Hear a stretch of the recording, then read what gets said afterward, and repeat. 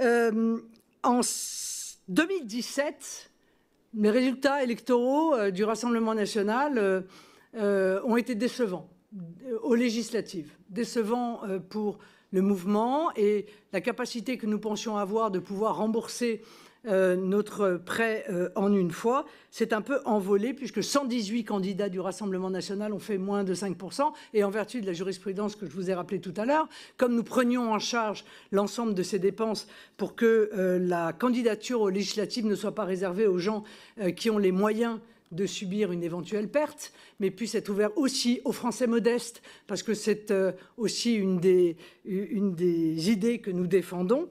Eh bien, nous nous sommes rapprochés donc de cette société en sollicitant la renégociation du prêt.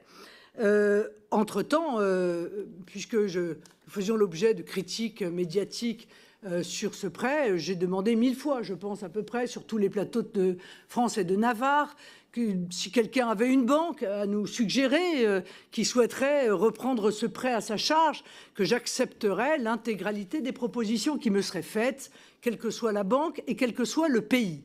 Ça n'a pas été le cas, vous l'imaginez bien.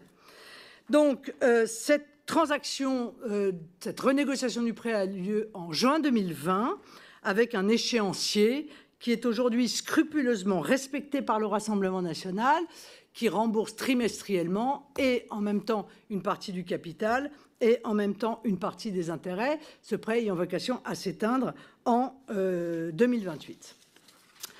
Alors, comme je vous le disais, si vous regardez les positions qui ont été les miennes politiques, vous vous apercevrez qu'elles n'ont absolument jamais varié, ni avant ni après le prêt, ni avant ni après l'annexion de la Crimée.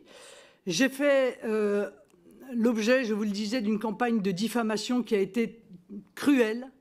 Cruelle parce que je pense qu'il n'y a rien de plus infamant pour une patriote, pour quelqu'un aussi attaché à l'indépendance de mon pays que je le suis, de se voir suspecté de manière plus ou moins grossière, il faut bien le dire, d'être influencé par quelque nation étrangère que ce soit.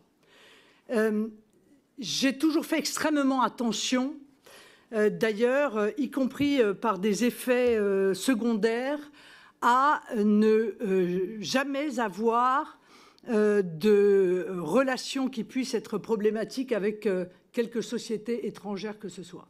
Je vous le dis parce que le débat a existé en 2017 avec Nation Builder. À l'époque, toute la classe politique française se passionne pour Nation Builder. C'est vrai que c'est un moyen de pouvoir récupérer des données très utiles sur le plan électoral. L'intégralité des candidats LR à la primaire utilise Nation Builder. Et même M. Mélenchon, dont je pensais qu'il était plus intéressé par l'indépendance à l'égard des États-Unis que cela, il décide d'utiliser Nation Builder. Emmanuel Macron utilise Nation Builder. Et je refuse, moi, d'utiliser Nation Builder, malgré le bénéfice électoral, parce que Nation Builder, ça voulait dire transmettre les données des gens qui pouvaient être intéressés par ma candidature à un pays étranger. Et ça me posait un problème de conscience.